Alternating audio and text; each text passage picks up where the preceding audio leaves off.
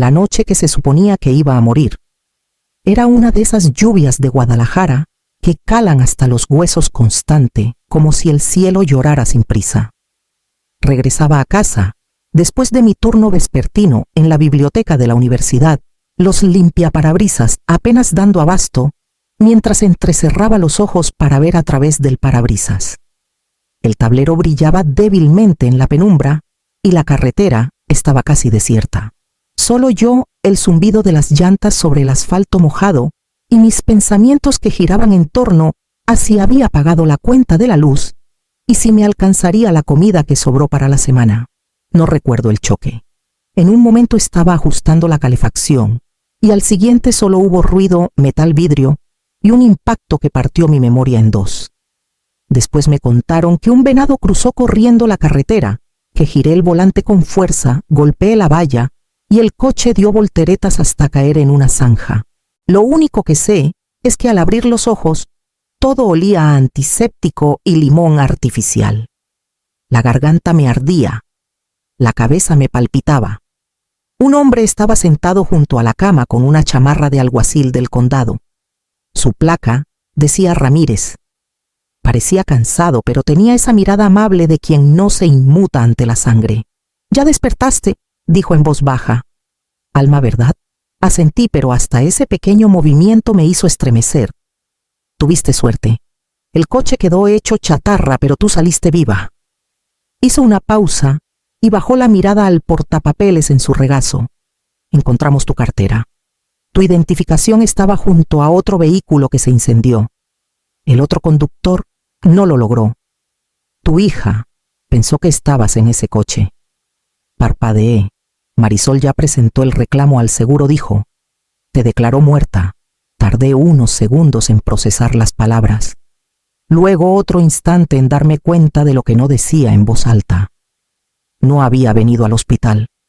No había esperado confirmación. Fue directo a los papeles. Se inclinó hacia mí con voz baja y cuidadosa. Fue demasiado rápido. Por eso vine en persona. Los fluorescentes zumbaban sobre nosotros. Miré las paredes verde pálido y pensé en el último mensaje que Marisol me envió, un seco gracias a mi felicitación de cumpleaños. El alguacil Ramírez carraspeó. «Podemos notificar a la aseguradora. Detener todo ahora». Lo miré, la niebla en mi mente se volvía algo más frío, más afilado. No dije, que crea que me fui. Cuando Marisol era pequeña, me decía su mejor amiga. Todavía recuerdo sus deditos apretando los míos camino a la escuela, cómo se recargaba en mi hombro durante las tormentas, su respiración cálida y tranquila, confiando en el mundo porque yo estaba ahí. Esos recuerdos ahora se sienten como mentiras. Todo cambió en su tercer año de universidad. Las llamadas se hicieron más cortas. Dejó de venir a casa en las fiestas. Una vez sin avisar fui a su campus y me recibió en el estacionamiento sin dejarme entrar a su departamento. Dijo que llegaba tarde a clases. Sus ojos ya no se encontraban con los míos como antes. Al principio me convencí de que era parte de crecer. Estaba ocupada, independiente. Quería creer que la había educado bien, que le había dado tanta fuerza que ya no me necesitaba. Pero había grietas que no podía ignorar. Una primavera le envié una tarjeta de cumpleaños con un cheque de 5,000 pesos juntados con turnos extra. Meses después, lo encontré sin abrir todavía en el sobre, en el fondo de un cajón de su viejo buró, cuando lo preparaba para donarlo. Ese mismo verano la escuché susurrar por teléfono en la cocina diciendo: «Él apenas puede con su vida, pero ya tengo un plan». Debí haber preguntado más. Debí haber insistido. Pero no quería creer que Marisol, la niña a la que cuidé en sus crisis de asma, a la que acompañé noches enteras estudiando, pudiera mirarme y ver solo un estorbo. Ahora en una cama de hospital, con un extraño diciéndome que mi hija ya había firmado los papeles por mi supuesta muerte. Entendí que esas llamadas sin responder y las fiestas ausentes no eran descuido. Eran preparación. No se estaba alejando. Estaba tomando distancia para apuntar mejor. El alguacil Ramírez parecía esperar algo, tal vez arrepentimiento o duda. Pero solo sentí quietud, esa calma que llega después de un temblor, cuando el suelo deja de moverse y lo roto empieza a sentarse. Entonces lo haremos a mi manera, le dije. La cabaña estaba a media hora de Tepoztlán, pasando 2 caminos de terracería y un letrero de madera desvaído que solo decía Ramírez. Se alzaba al borde de un lago tan quieto que parecía un espejo roto solo por el ocasional susurro del viento o un pájaro sobresaltado. Sin señal de celular, sin internet, solo yo, una bolsa de lona prestada y un silencio tan profundo que podía escuchar mi corazón al acostarme. Tomás me dejó ahí con una bolsa de mandado, un termo de café y la promesa de pasar cada mañana. 3 días, dijo. Es lo que puedo mantener tu registro bloqueado sin que pidan una revisión más profunda. Después se complica. Asentí. 3 días es todo lo que necesito. La primera noche no pude dormir. Miré el techo de madera siguiendo los nudos en la veta, recordando la presentación de coro de Marisol en 6º de primaria. Olvidó la letra, rompió en llanto a media canción y corrí al escenario para abrazarla. El público se rió. Ella lloró en mi suéter. Pensé que esa noche había hecho algo bien. Tal vez me equivoqué. Para el segundo día mi duelo se endureció en algo más, una rabia con filos tan agudos que podían cortar hueso. Miré los árboles mecerse desde la ventana y pensé en lo fácil que había sido para ella. Una llamada, una firma. Eso bastó para borrarme. Tomás llegó antes del atardecer con un folleto doblado en la mano. Esto acaba de llegar al pueblo. Tu funeral es mañana. Me lo pasó. Ahí estaba yo en una foto de la feria de ciencias de secundaria con frenillos y todos sosteniendo un trofeo de plástico. El pie de foto decía: era callada, pero siempre quiso hacer lo correcto. Quiso, dije sin emoción. Ni muerta me dan el crédito. Tomás se sentó frente a mí, su rostro suavizándose. Perdí a mi hermana por gente como tu hija. Ella no fue lo bastante fuerte para salir. Tú sí. No respondí. Solo doblé el folleto y lo puse en la mesa a mi lado. Mañana entraría a la sala donde enterraban una mentira y traería la verdad conmigo. Llegué 5 minutos después de que empezó el servicio. Tomás estacionó por la parte trasera cerca de la entrada de la cocina, lejos de los autos alineados al frente. Llevaba lentes oscuros demasiado grandes y un saco azul marino prestado de la exesposa de Tomás. Nadie me miró 2 veces cuando entré por la puerta lateral y tomé asiento en la última banca lo bastante lejos para que mi respiración no agitara el aire a su alrededor. El ataúd estaba cerrado, cubierto de flores color crema. Mi foto de secundaria con frenillos y sonrisa incómoda descansaba en un caballete junto al altar. La miré entumecida. Ni siquiera encontraron una foto de la última década. O tal vez no quisieron. Marisol estaba detrás del atril, su voz temblando con el drama justo para parecer creíble. Mi madre fue complicada, empezó. Tuvo sus luchas, pero lo intentó. Y al final merecía paz. Sollozó secándose la mejilla con un pañuelo que alguien probablemente le dio para el efecto. La gente a mi alrededor murmuraba asintiendo, consolándose entre sí. Extraños llorando por una mujer que no conocían, porque la mujer de la que les hablaron nunca existió. Un hombre de traje gris se inclinó hacia Marisol cuando bajó. Lo reconocí del sitio web de la aseguradora. Sus labios se movieron cerca de su oído, pero aún capté las palabras. El lunes se libera la póliza. Marisol asintió apenas conteniendo una sonrisa. La mitad va directo a mi cuenta de negocios. La otra al fideicomiso de la herencia. Que quede limpio. Limpio. Como si no hubiera un cuerpo real detrás de esta farsa. Como si no estuviera sentada a 6 metros escuchando a mi hija repartir mi vida como si fuera una hoja de cálculo. Mis dedos se cerraron con fuerza en mi regazo. Cada parte de mí quería levantarse, gritar, quitarme los lentes y dejar que la verdad destrozara la sala. Pero esperé. Solo un momento más. Marisol se giró para abrazar a una mujer que no reconocí, las lágrimas ya secas, su postura relajada. Rió suavemente por algo. El hombre de la aseguradora le pasó una carpeta. Me levanté despacio y caminé por el pasillo sintiendo cada mirada en la sala empezar a girar hacia mí. Cada paso resonaba como trueno en el piso pulido. Las conversaciones se detuvieron. Las cabezas giraron. Y luego el jadeo agudo colectivo inconfundible. Una ola de incredulidad se extendió por la iglesia mientras seguía caminando hacia el frente lenta y firme, como si el ataúd no estuviera solo vacío, sino esperándome todo este tiempo. Marisol me vio antes de entender. Su rostro mostró confusión primero, luego incredulidad, y después algo más frío. Sus labios se abrieron, pero no salió ninguna palabra. Me detuve a medio pasillo y me quité los lentes. El aire se sentía eléctrico como los segundos antes de que estalle una tormenta. Sorprendida de verme dije, la sala quedó en silencio. Alguien dejó caer un programa. El hombre de traje retrocedió como si yo fuera contagiosa.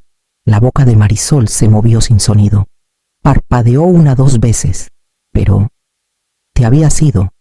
No dije mi voz más alta ahora. Solo esperabas que lo estuviera. Detrás de mí, el alguacil Ramírez apareció tranquilo y seguro. Levantó una pequeña grabadora en la mano sin decir palabra. El sonido de pies inquietos y respiraciones contenidas llenó el espacio entre nosotros. Marisol miró a su alrededor desesperada por un aliado, pero solo vio rostros atónitos. Gente que acababa de llorarme dándose cuenta de que habían sido actores en una obra que no eligieron. ¿Qué es esto?, susurró, su voz temblando. No puedes simplemente... Enterraste una caja y quisiste cobrarme, dije. Mentiste a tus amigos, a la aseguradora, a todos aquí. Me diste un discurso fúnebre mientras negociabas mi pago. Mi corazón latía con fuerza, pero mi voz no vaciló. No estaba ahí por venganza, estaba ahí por la verdad. Marisol dio un paso atrás. Fue un error. Dijeron que estabas en el coche. Yo no... Firmaste el reclamo en menos de 24 horas, dijo Ramírez con calma. Sin autopsia, sin confirmación.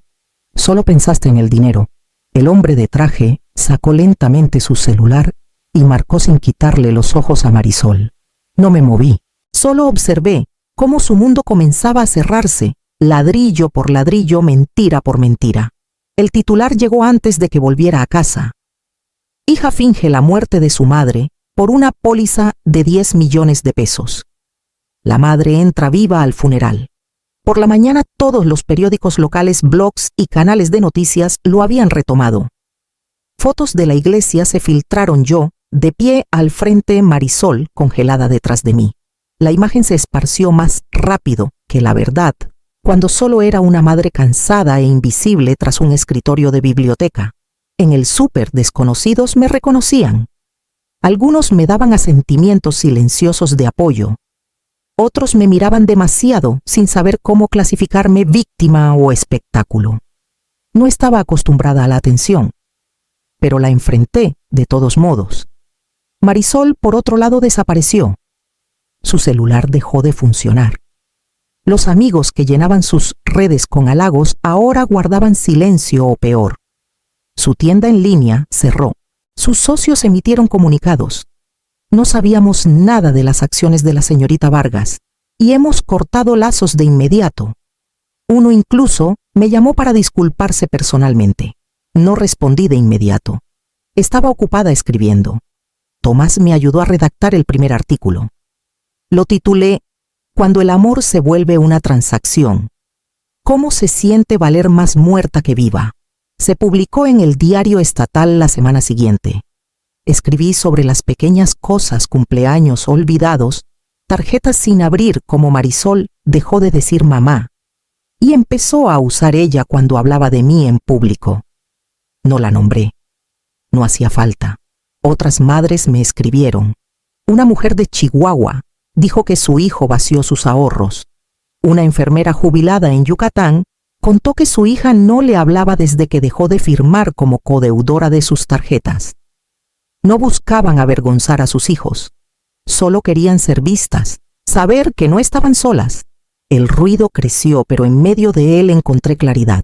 Marisol me había enterrado de más formas que una. Pero la parte de mí que intentó borrar, la que aún creía en mi valor, volvía a respirar. Y respirar era solo el comienzo. La sala del juzgado olía a madera barnizada y nervios. Marisol estaba sentada frente a mí, con un traje azul marino impecable, el cabello alisado, el rostro ensayado en remordimiento. Su abogado la pintó como una hija en duelo atrapada en un error burocrático. Creía que su madre había muerto. Actuó rápido por el shock, por amor. No dije nada mientras hablaba. Solo observé a Marisol sentir lentamente el temblor practicado en su labio casi convincente. Cuando fue mi turno me levanté con manos firmes y di la verdad. Hablé del folleto del funeral, de la conversación escuchada, de los cálculos hechos en segundos, como si fueran términos de negocio. Luego saqué la carta de mi bolsa. Estaba en su papelería fina, la que usaba para notas de agradecimiento en sus eventos de networking, fechada 6 meses antes del choque. La tinta estaba algo desvaída, pero las palabras seguían afiladas. Si algo le pasa, todo es mío. De todos modos, no sabría qué hacer con el dinero. Está mejor en mis manos. La sala cambió. No miré a Marisol. No hacía falta. El silencio a su alrededor decía suficiente. La fiscal repasó la cronología, el reclamo presentado en menos de 24 horas, la falta de un acta de defunción, la ausencia de cualquier intento por identificar el cuerpo. El duelo no se ve así, dijo. El duelo no suena a transferencias bancarias ni hojas de cálculo. Marisol no volvió a hablar. Sus ojos se quedaron fijos en la mesa como si pudiera esconderse en las vetas de la madera. Bajé del estrado con un peso levantado que no sabía que aún cargaba. No porque la hubiera lastimado, sino porque dejé de proteger la versión de ella que solía amar. Cuando el jurado salió, Tomás me apretó el hombro. Hiciste lo que tenías que hacer. Asentí, la mirada fija en la silla vacía donde Marisol había estado. Y lo que tenía que hacer ahora era dejarla ir. No fui a la sentencia. Sabía lo que diría el juez, palabras como restitución, fraude, intención. Pero ningún año o término legal podía traducir la verdadera sentencia que ya habíamos cumplido entre nosotras. En lugar de eso, manejé al Parque de las Águilas, el que tiene el estanque de patos y el resbaladero torcido que Marisol amaba a sus 5 años. Veníamos después de los hot cakes de los domingos, sus zapatitos golpeando el camino, mientras corría adelante, siempre volteando, para asegurarse de que yo seguía ahí. Me senté en la misma banca, donde esperaba, mientras ella alimentaba a los pájaros con migajas. La madera estaba más gastada ahora, como yo. Una parte de mí había guardado la esperanza de que bajo la frialdad, el silencio, las mentiras, mi pequeña seguía viva. Que tal vez la mujer que presentó ese reclamo solo estaba enojada, perdida, necesitada de algo que no supe darle. Pero sentada ahí viendo a una nueva generación de niños perseguir burbujas y risas, entendí algo que no me había atrevido a decir en voz alta. Esa niña se había ido. Tal vez llevaba años desvaneciéndose. Tal vez solo existió en mi memoria. Lo susurré al viento como una plegaria, no por ella, sino por mí. Ahora eres libre, dije en voz baja. Y yo también. Dejé una foto bajo la banca. Era de ese mismo parque 15 años atrás. Marisol en pleno salto, los brazos abiertos, riendo hacia el cielo. Y luego me alejé sin mirar atrás. Ya había pasado suficiente tiempo persiguiendo una versión de ella que ya no existía. Todavía había algo por construir. Algo que no tenía nada que ver con lo que había perdido. El artículo se publicó en la edición dominical con el titular «Cuando el amor te falla primero». No planeaba escribirlo, pero las palabras salieron como agua rompiendo una presa. No nombré a Marisol. No hacía falta. La historia era mía, y esta vez no escribía para explicarla a ella. Escribía para encontrarme a mí. En días llegaron cartas, correos de mujeres en Michoacán, Oaxaca, incluso Argentina. Madres borradas de las vidas de sus hijos con silencio o crueldad, todas preguntándose lo mismo que yo alguna vez. ¿Fue mi culpa? Empecé a responder una por una, luego creé un foro. Nos reunimos por Zoom, compartimos historias, recordatorios, pequeñas victorias. No se sentía como arreglar algo, pero sí como ser vista por fin. Tomás me llamaba una vez por semana, a veces 2. Nunca insistía. Solo escuchaba, compartía pequeñas historias suyas. Una noche, después de contarle que me habían invitado a hablar en un círculo de apoyo comunitario, Dijo algo que aún pienso. Reconstruiste lo que intentaron borrar. Dejé que las palabras se asentaran antes de responder. No sabía que podía. Lo hiciste, dijo. Solo lo olvidaste por un tiempo. Empecé a llevar un cuaderno, no por Marisol, no por lo que pasó, sino por lo que venía después. Nombres de mujeres que conocí, frases que me hacían respirar más fácil, ideas para algo más grande, algo permanente. Algo nacido de lo que casi me destruyó. Para la primavera había presentado los papeles para registrar una organización sin fines de lucro. La llamé Raíz de Ceniza. Un lugar para mujeres que habían sido descartadas, abandonadas o dejadas atrás y que estaban hartas de esperar a ser reclamadas. Le envié a Tomás una foto del logo simple, audaz, un árbol creciendo de tierra negra. Respondió con 2 palabras: está vivo. Habían pasado casi 5 años desde el día que entré a mi propio funeral. Suficiente para que la mayoría olvidara. Pero no yo. No las mujeres que llegaban a las puertas de Raíz de Ceniza con maletas y historias que sonaban demasiado familiares. Habíamos superado el foro, luego la oficina, luego el salón rentado. Ahora teníamos un refugio nuestro, propio refugio. Y hoy nombraron un ala en mi honor. Estaba cerca de la entrada cuando cortaron el listón, mi nombre grabado en el vidrio con letras discretas y elegantes. El ala Alma para mujeres que se negaron a desaparecer. Adentro un mural se extendía por el pasillo principal. Mostraba a una mujer atravesando llamas, no intacta, pero sí entera. Sus ojos no estaban abiertos por el miedo. Eran firmes, conocedores. Detrás de ella el fuego aún ardía. Bajo sus pies brotes verdes empujaban a través de las cenizas. Al pie en pintura audaz. No eres desechable. No sabía quién lo pintó, una de las residentes, tal vez la hija de alguien. No importaba. Ella entendía. De alguna manera lo sabía. Tomás estaba a mi lado con las manos en los bolsillos, la mirada fija en el mural. Es exactamente correcto, dijo. Asentí las palabras, atascadas en la garganta. Intentaron matar algo que nunca murió de verdad. Me miró entonces en silencio por un momento. Intentaron enterrarte. Sonreí, pero yo era la semilla. El pasillo vibraba con risas detrás de nosotros. Pasos de niños resonaban en el azulejo. A lo lejos alguien enseñaba una canción en un piano viejo y desgastado. Caminé hacia adelante dejando que el calor me envolviera. Esta vez no retrocedí, seguí adelante. Había sido muchas cosas en esta vida, madre, error, memoria. Pero hoy era algo más. Era la prueba.